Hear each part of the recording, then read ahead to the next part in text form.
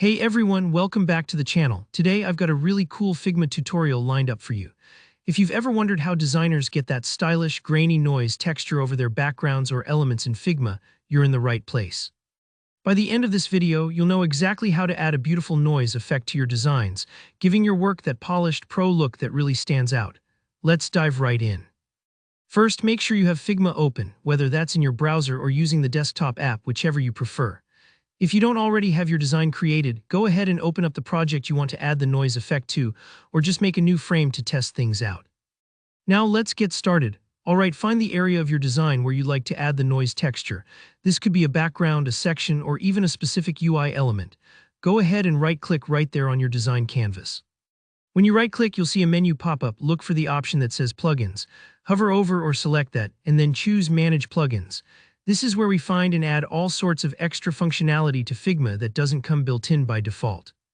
Now you'll see a search bar at the top. This is a handy little tool for sifting through all the plugins available out there. Type in the word noise. As you start typing, Figma will filter through plugins, making it super easy to spot the noise-related plugins you're after. From the search results, go ahead and select the plugin simply called Noise. There are a couple of options sometimes, but the one we want is just called Noise. Once you've selected it, look for the button that says Run and give that a click. What you're doing here is basically telling Figma to load up this plugin so you can use it immediately on your design.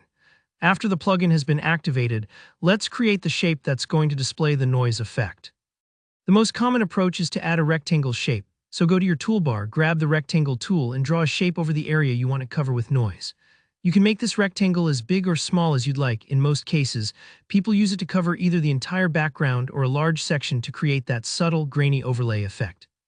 Now with your rectangle shape selected, right-click on it once again. Go back to that plugins menu, and this time you'll notice the noise plugin is sitting right there ready to use. Click it to open up the noise control panel. Once the plugin interface is open, you'll see a few different options to customize your noise. Look for a plus sign, usually marked with a simple plus. Clicking this will generate your noise layer right atop your rectangle. It might take a couple of seconds, especially on larger designs, so don't worry if there's a tiny pause. That's totally normal. And that's pretty much it. You've successfully added a noise effect to your Figma design. Feel free to experiment with the settings, tweak the opacity, or change up the blending mode if the plugin allows. You can always undo and try again if you want to get the look just right. Adding a noise layer can really make your designs feel more refined and less flat. Think of it like giving your graphics a little warmth and texture, the same way a photographer might add some grain to a photo to make it feel a bit more tactile and interesting.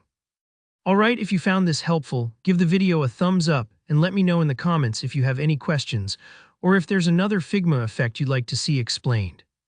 Don't forget to subscribe and hit the bell so you never miss a new tutorial. Thanks for watching, and I'll see you in the next one.